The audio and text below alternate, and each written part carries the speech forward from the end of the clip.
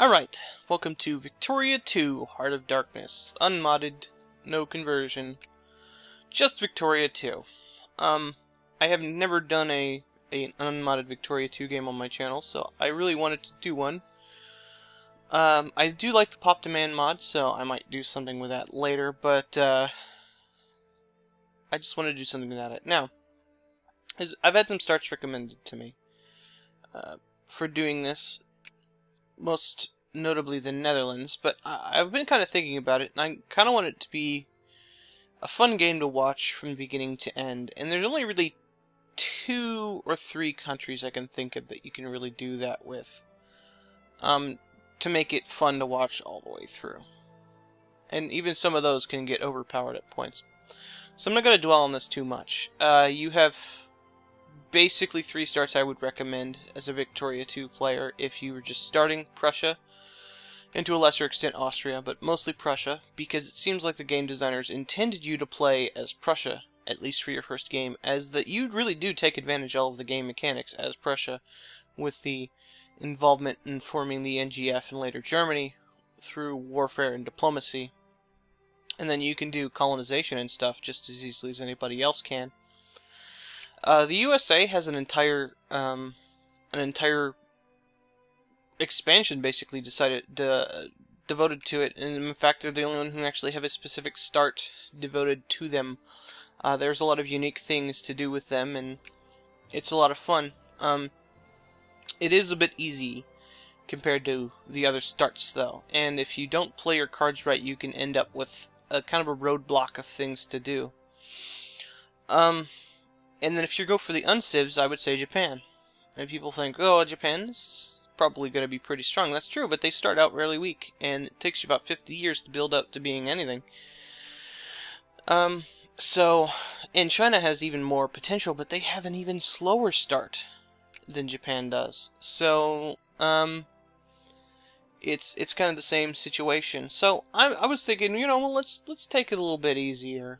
Let's not go for any kind of minors with ambitious goals that require a lot of luck or skill. I'm not about skill. I'm not about to claim that I have the strategies required to say make Belgium into a great power, or to form Germany as Bavaria, which you certainly can do.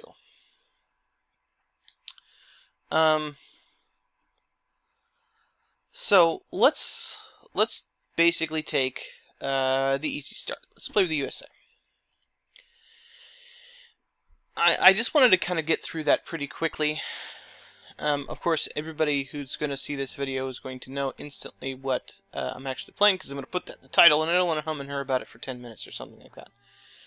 No, I didn't make several videos doing exactly that. Nope.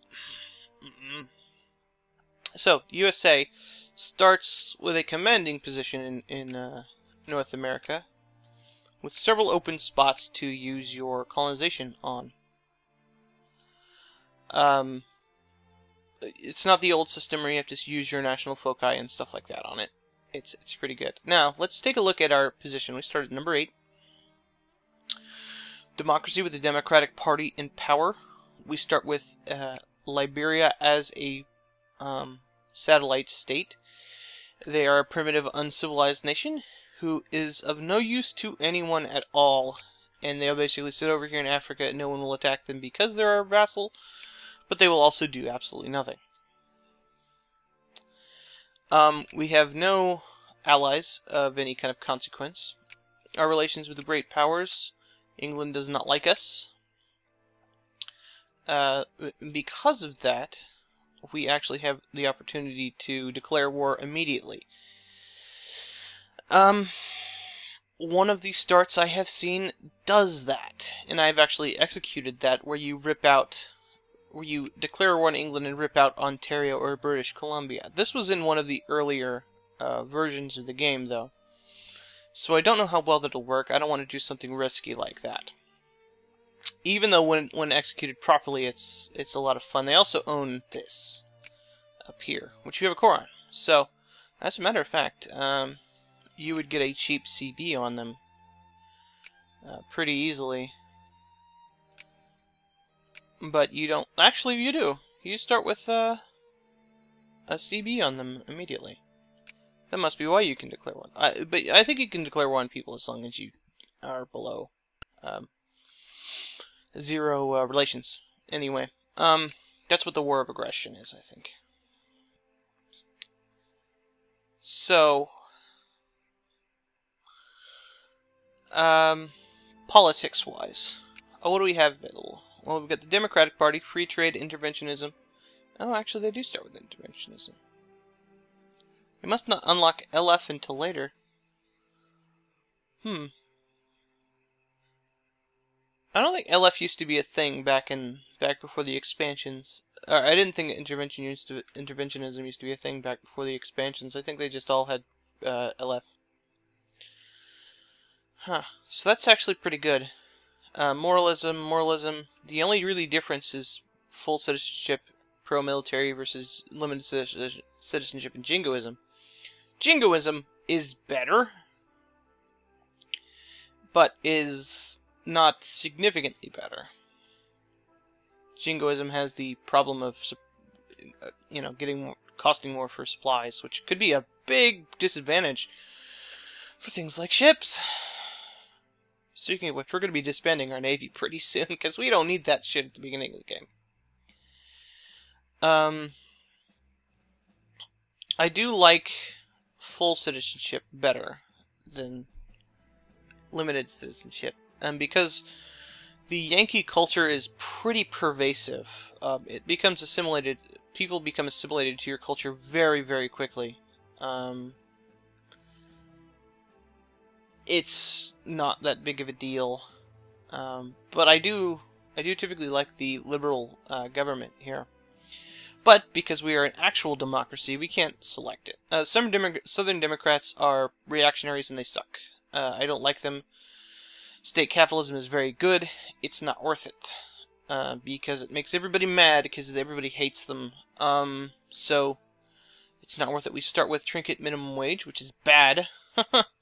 We start with slavery, unique for a civilized power, I believe. Maybe Spain and France start with slavery as well. But it's actually an issue for us. 2 per state upper house, very good. Weighted universal franchise, start pretty good with that. I don't necessarily like first past the post. Meetings allowed, free press, all trade unions allowed, and gerrymandering. So we start at least middle of the road in all of the political reforms, with the exception of slavery, which we start at the rock bottom, and we start with 1 social reform enacted. So towards the end of the game, you'll basically have all of these maxed out, because you can't really afford to. There's no movements. Our decisions, we can be a jerk, which we'll probably do all of these just because they're lots of fun. No. The United States and Prussia actually have a reason to do some of the texts that are in the culture tree, aside from just getting extra tech points. And that's this, Manifest Destiny, which requires you to have romanticism.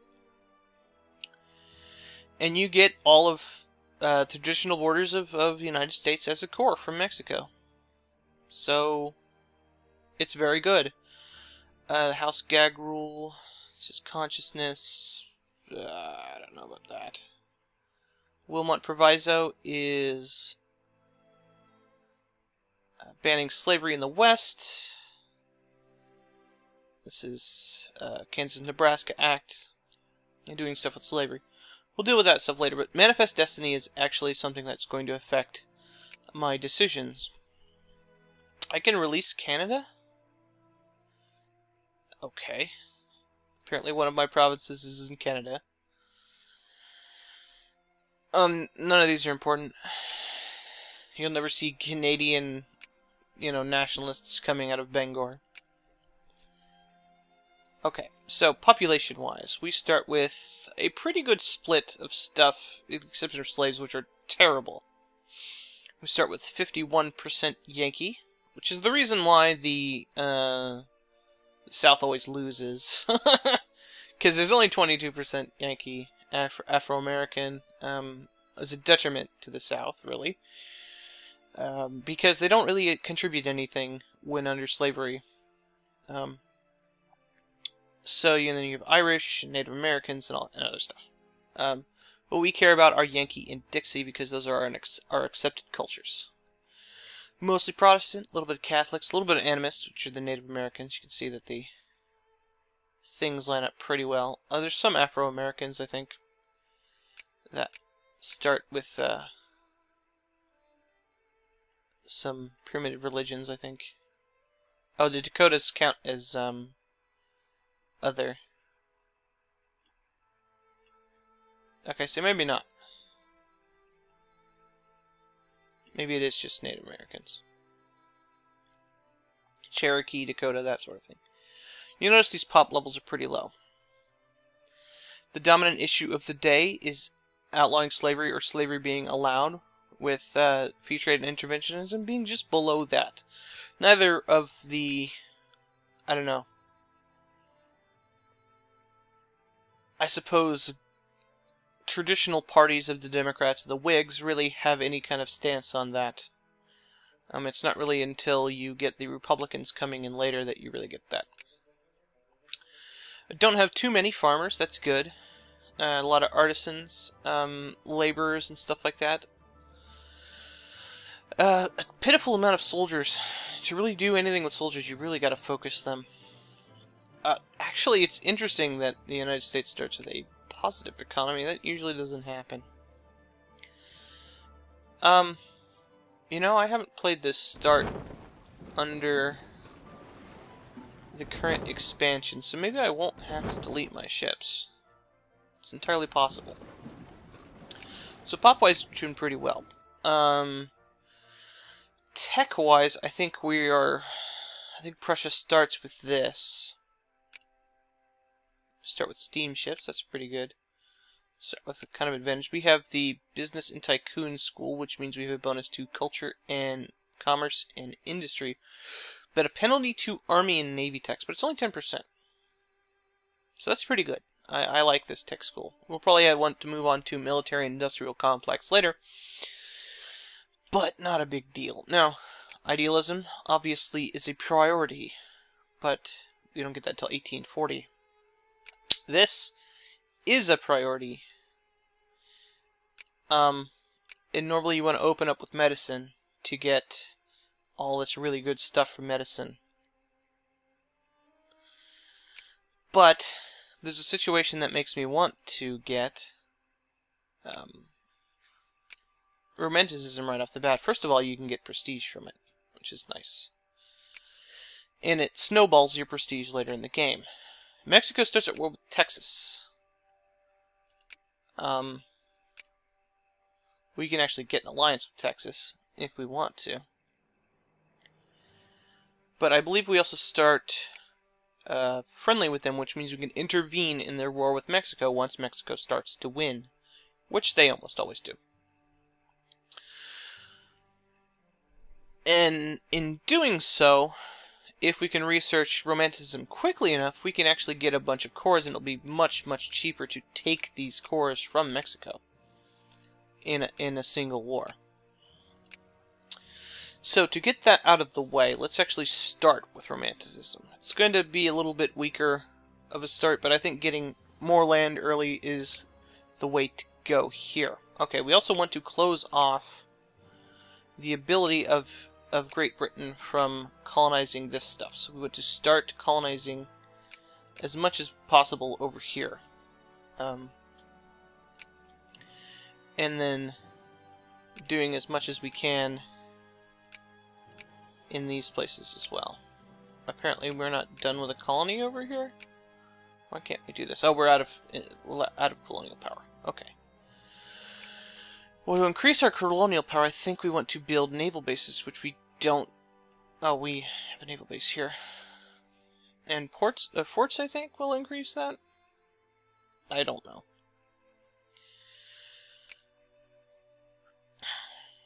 I do want to go through with that alliance with Texas, but maybe not now. We'll increase our relations with them, though. Another thing we want to do, since I want to play it relatively safe, is to increase our relations with the United Kingdom. Basically, I want to play the normal game of being friendly with all the great powers that we can. With the exception of Spain, because, well, we'll see about Spain later. Spain also starts with slavery enacted, apparently. Does France? Yes. Okay. England does not.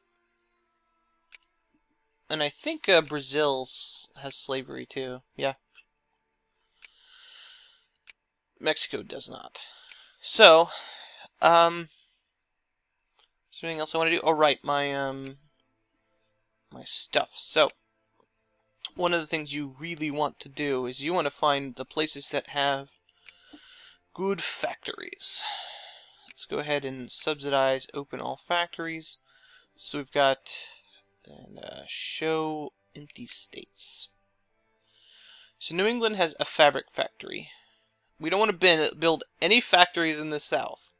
You'll see why. I'm sure you know why. We don't want to build any factories in the South to cut the head off of the Confederacy. If I was going to play as the Confederacy, I would build all of my factories in the South, but I don't actually want to do that. Got a project to build a railroad in New York. Let's fund that. Since we start with a bunch of money, go ahead and do that. We start with railroads, by the way. Things like Prussia, while being advanced, do not start with railroads. Okay, so we have a steel factory in Pennsylvania. Let's go ahead and focus workers in Pennsylvania because we want that steel factory to be as good as it can be. What do we have in New York? New York's also something that you want to look at. Lumber mill and cement factory, yes. Okay. That is what we want. It's also a viable start to try to get all of your numbers up to their efficient level, but I'm not going to worry about that for now because we're going to do some warfare stuff first. Now we start with 3 armies, of which one of them is any good, but this is more than Mexico has. So, oh, actually, let's start with 4 armies. And we're going to be fighting Mexico. Actually, start pretty good relations with Mexico. Anything else I want to do before I get started? I don't have any armies to build. Nothing else to do. Okay. So playing as the USA. Now, a lot of people might think, oh, this is kind of a cop-out. But, trust me, it's probably a more exciting start at the beginning than Japan. Not that there's anything wrong with playing as Japan, mind you. Okay. Proceed. And no. Okay.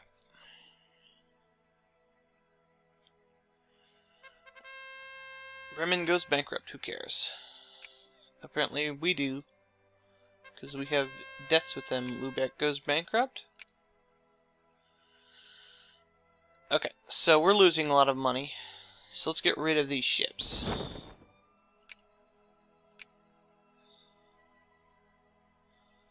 And then, well, how do we want to do this? Let's set our tariffs to about 20%.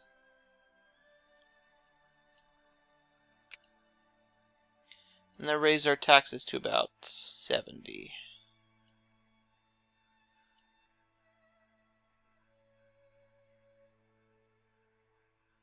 And see if things stabilize any.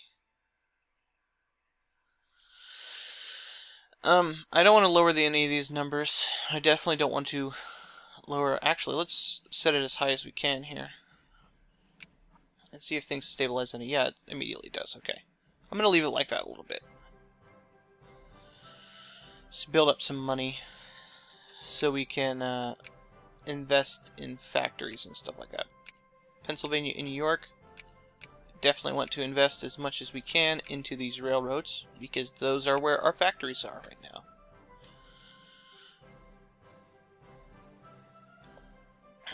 So definitely a good shot there.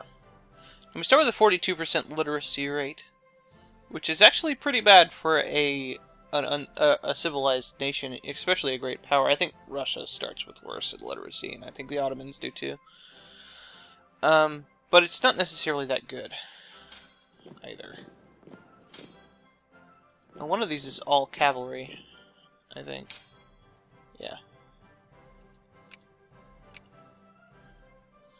So when is this going to finish? 1838.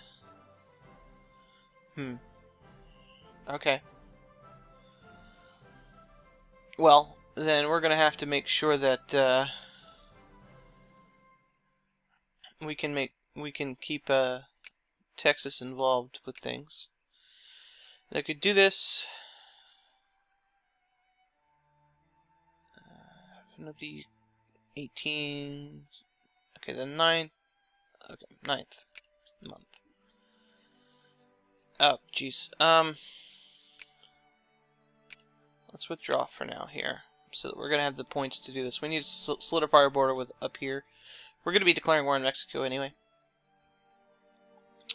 So if they get anything, then we can take care of that pretty easily.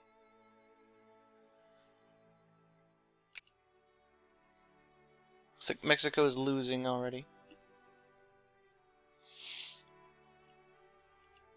Let's run the speed a little bit higher.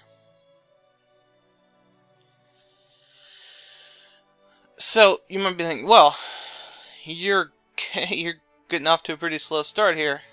I mean, you said that Japan is slow. Yeah, Japan's way slower than this. Don't you be fooled.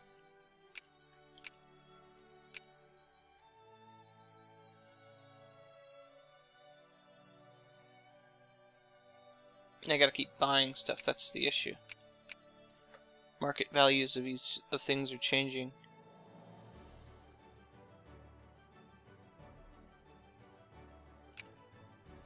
Regular clothes factory in Georgia. I'm not going to invest in that. They can build that themselves. What the heck are you doing? Buy that stuff. Whatever.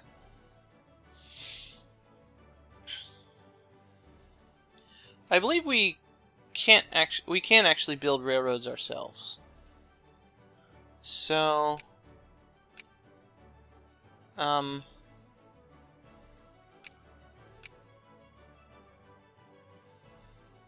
there's already a railroad there. Let's build a railroad in New England. Let's build a railroad in... Ohio has a railroad. Indiana, Illinois, Michigan. Can't do one in West Virginia. There's too many mountains. I think we can keep Maryland as a union state. You want to keep your stuff contiguous. Okay. Are you losing now?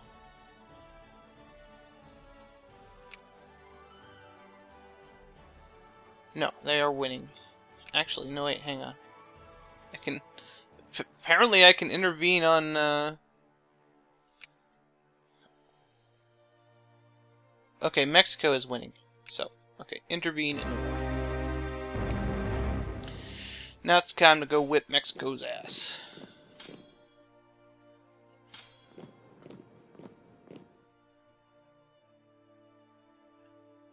They basically cannot oppose you. You have too many guys. Let's go ahead and do this.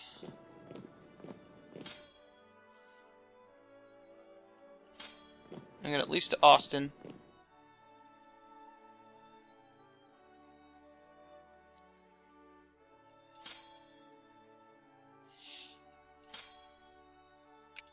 I don't have a general for this.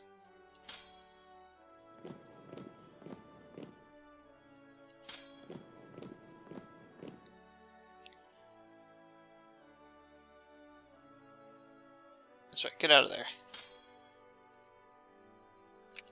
Well, we're gonna take big stacks then. Crush these guys.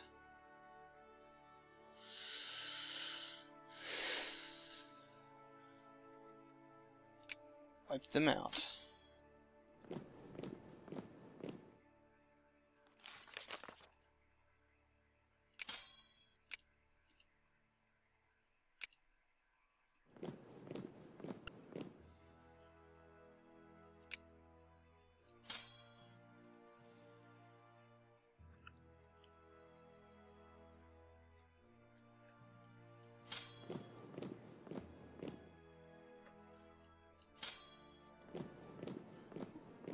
No, I think they're moving to Morelos. So okay, they're either going to contact them.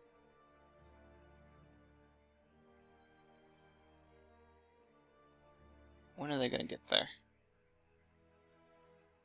November 2nd. Okay.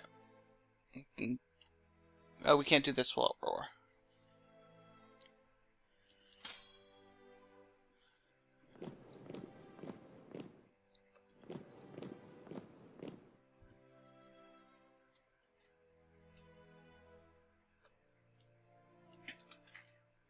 Okay, they're stuck now.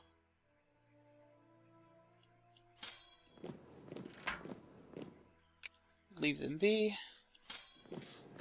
And then we want to do this.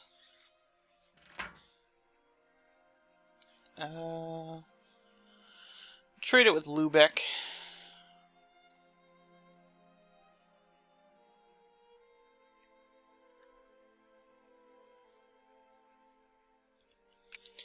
Okay.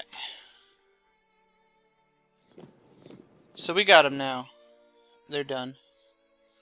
This war is basically gonna be over here soon.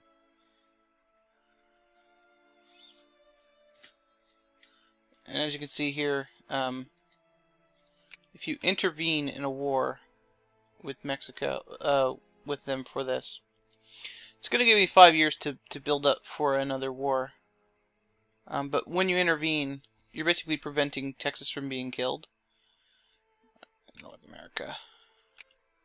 I can't add a war goal if status quo is the option. So I just want to get them to a point where they will agree to my war goal. So much do I need? 5. So, okay. We'll do this as quickly as possible to prevent losing colonies and things like that.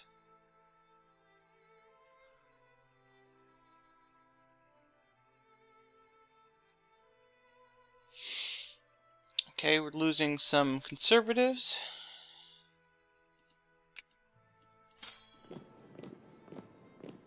As a matter of fact, here, you stay put.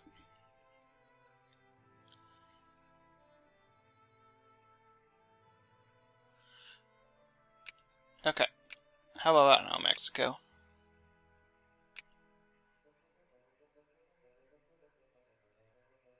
Why not?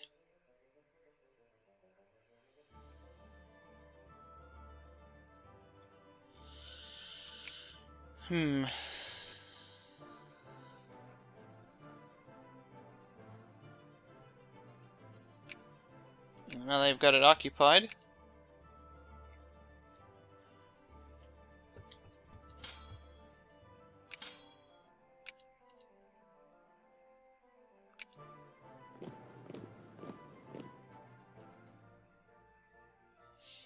Carpeting Mexico is rather difficult, so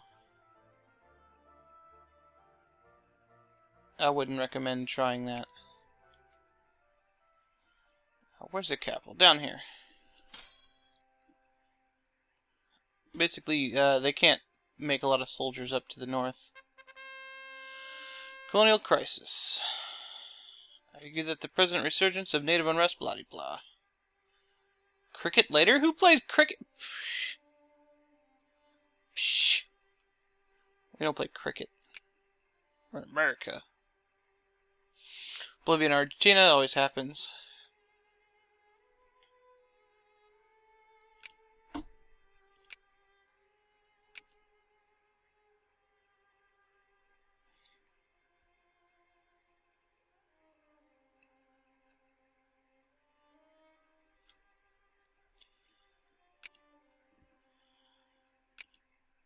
Okay, we can do this while we're at war.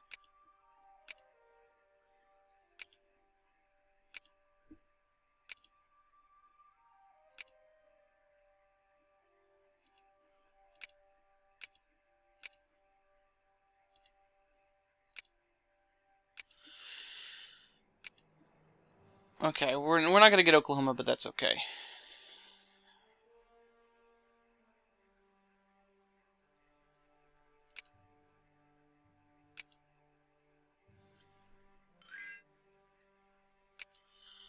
alliance with the USCA? Yes. As a matter of fact, we will. They want a piece of Mexico, actually.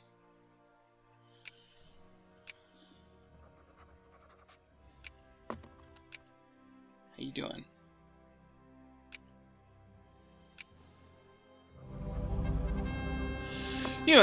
Texas applies for statehood. Yesterday morning, we received a petition from the Texan Congress requesting statehood in the United States. A state constitution has been submitted, along with maps defining the state's territorial boundaries.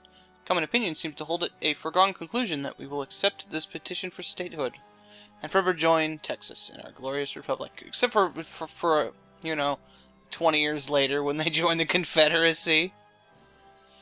I don't know why you would ever not do this. And the thing to do here is to not extend slavery. Screw you, the South.